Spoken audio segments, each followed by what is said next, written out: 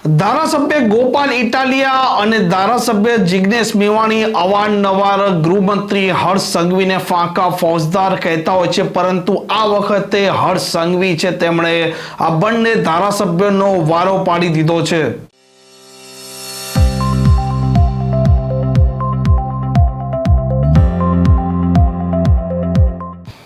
નમસ્કાર, આપ જોઈ રહ્યા છો હોટલાઇન ન્યૂઝ અને હું છું આપણી સાથે તોફિક ગાંચી। ગુજરાતમાં દારૂ અને ડ્રગ્સના મુદ્દે અનેક વખત ધારાસભ્ય જિગ્નેશ મેવાણી અને ગોપાલ ઇટાલિયા સવાલો ઉપસ્થિત કરતા હોય છે અને થોડાક સમય પહેલા જિગ્નેશ મેવાણીએ ચેલેન્જ ફેંકતા કહ્યું હતું કે ગુજરાતમાં જે પ્રકારે લાખોથી કરોડો રૂપિયાનું ડ્રગ્સ પકડાઈ રહ્યું છે, આ મામલે ગુજરાત વિધાનસભાના બજેટ સત્રમાં ચર્ચા થવી જોઈએ, લાઈવ ડિબેટ થવી જોઈએ અને અવારનવાર આ બંને ધારાસભ્યો ગૃહમંત્રી હર્ષ સંઘવી છે તેમને 8 ચોપડી પાસથી પણ સંબોધતા હોય છે અને ફાંકા ફોજદાર પણ કહેતા હોય છે, પરંતુ આ વખતે ગુજરાત એટીએસ જે આ રાજ્યમાં અનેક પ્રકારના જે ગુંડા હોય કે ડ્રગ્સ હોય તે પકડી રહી છે અને આજ ગુજરાત એટીએસની ઓફિસ ખાતેથી ગૃહમંત્રી હર્ષ સંઘવીએ આ બંને ધારાસભ્યો છે તેમના નામ લીધા વિના કહ્યું હતું કે કેટલાક લોકો કેમેરાના સામે આવે છે તે સમયે તે ડ્રગ્સના મામલે આંકડા ગણાવવાની શરૂઆત કરી દે છે। મને ઘણી વાર આમ હસવું આવે।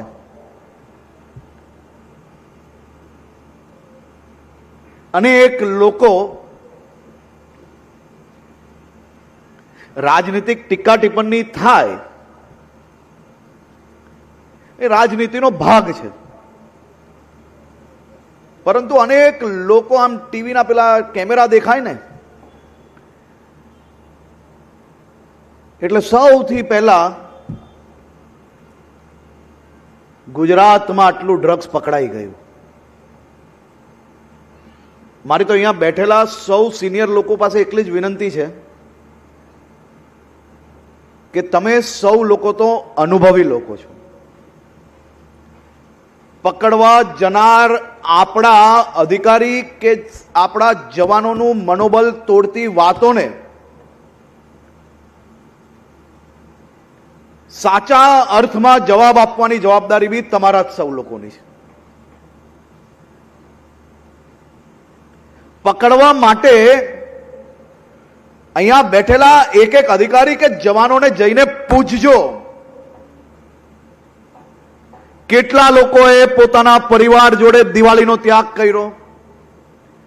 આ મારી ગુજરાત એટીએસના કેટલાય લોકોએ પોતાના દીકરા દીકરીના જન્મદિવસ ચાલુ હશે અને કાર્યક્રમ છોડીને આપણા રાજ્યમાં ડ્રગ્સ આવતા અટકાવવાનું કામ કર્યું।